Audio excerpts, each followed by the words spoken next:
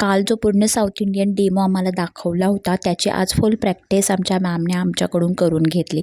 Practice झाल्यानंतर मला ना खरंच खूप भूक लागली होती, तर आम्ही बाहेर खाण्यासाठी गेलो. मी आणि माझ्या 2 मैत्रिणी होत्या.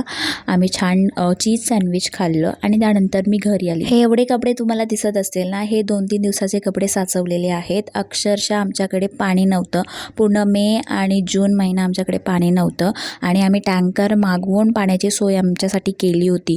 पण एवढे सगळे कपडे साचले होते, यांच्यासाठी खूप पाणी लागणार होतं. तर आमची जी नदी होती ना, जवळच आहे आमची नदी, ती आटली होती. म्हणून मग अहो म्हणाले की आपण दुसऱ्या नदीवर जाऊ. तर 4-5 किलोमीटरच्या अंतरावर ही नदी आहे. मग तिथे आम्ही आलो कपडे धुण्यासाठी. ही नदी ना जास्त खोल नाहीये, कमरेपर्यंतच पाणी आहे. त्यामुळे या नदीवरनं खूप लोक अंघोळ्या वगैरे धुवायला, कपडे धुवायला येतात. तर सगळ्यात पहिले तर मुलांनी खूप मजा केली या नदीमध्ये आणि अहोंनी एकेकाला घेऊन पाण्यामध्ये नेलं आणि छान त्यांच्याकडून अंघोळ्या करून घेतल्या.